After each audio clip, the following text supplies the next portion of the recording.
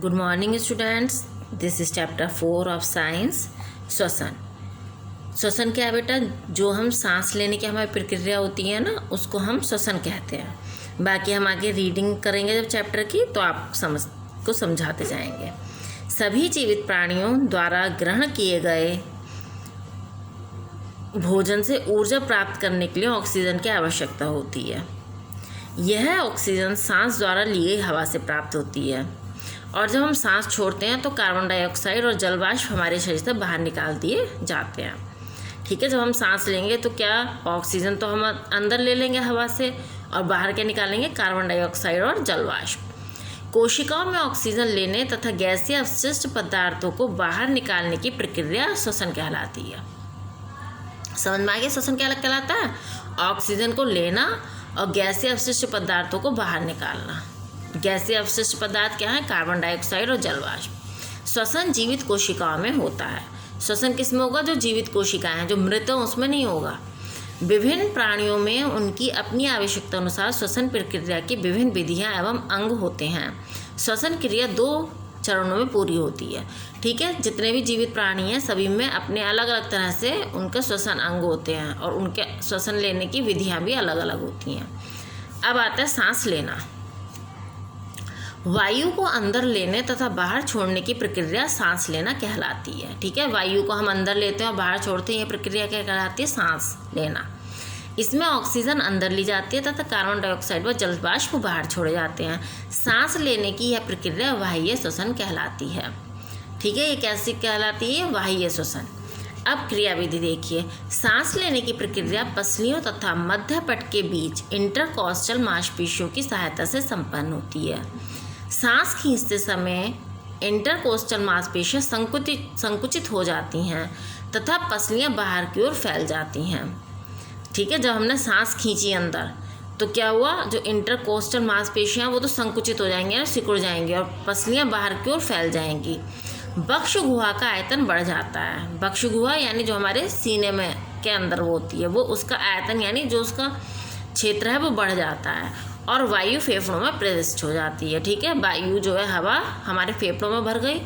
सांस छोड़ते समय इंटरकोस्टल मांसपेशियां शिथिल हो जाती हैं और पसलियां भीतर की ओर हो जाती हैं। ठीक है, सांस लेते समय क्या हुआ था? पेशियां फैल गई थी, लेकिन अब वो जब सांस बाहर छोड़ेंगे तो वो भीतर की ओर हो जाएंगी। बक्षगुहा संकुचित हो जाती है।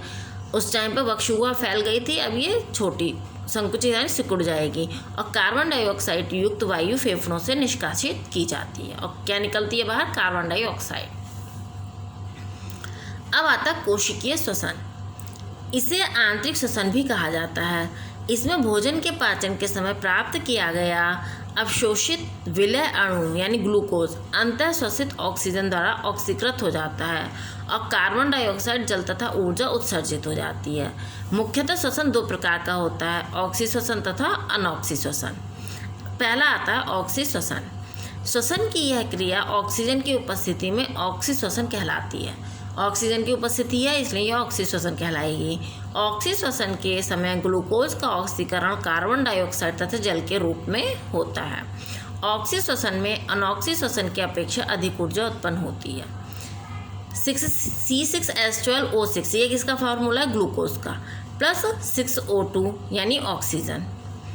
क्या हुआ? 6CO2 यानी कार्बन डाइऑक्साइड निकली, प्लस 6H2O यानी जल, और ये प्लस ATKZ क्या है? ऊर्जा। ठीक है, अब आगे आते हैं हम।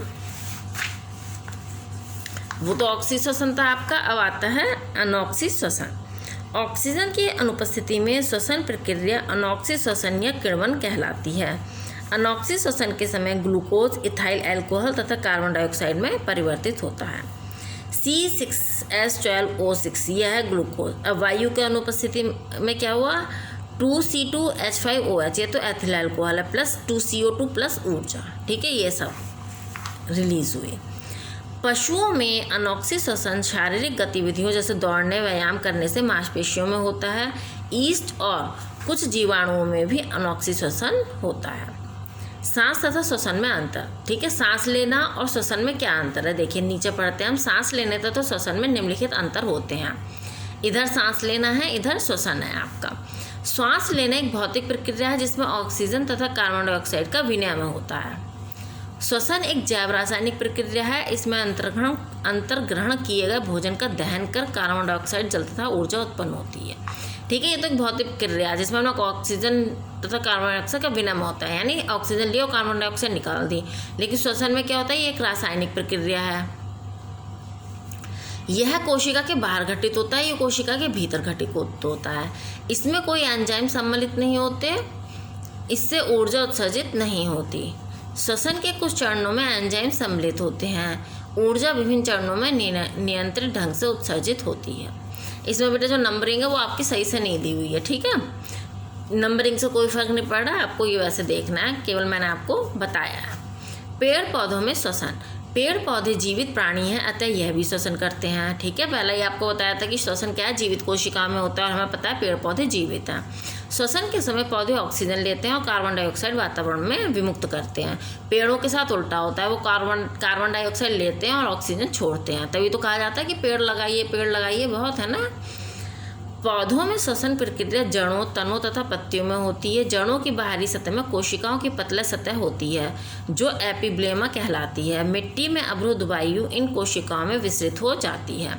हरे पौधों में गैसों का आदान प्रदान पत्तियों में विद्यमान छिद्रों द्वारा होता है।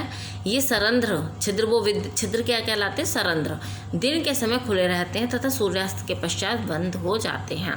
काष्ठीय तनों में वायु टेंटिकल्स नामक छिद्रों से ली जाती है। दिन के समय पेड़ पौधों में प्रकाश संश्लेषण तथा श्वसन दोनों प्रक्रियाएं होती हैं, लेकिन रात के समय केवल श्वसन प्रक्रिया होती है। श्वसन में पौधे ऑक्सीजन लेते हैं और कार्बन डाइऑक्साइड छोड़ते हैं। इसके आगे की बेटा इस चैप्टर के आगे की जो रीडिंग है हम नेक्स्ट वीडियो में करवाएंगे।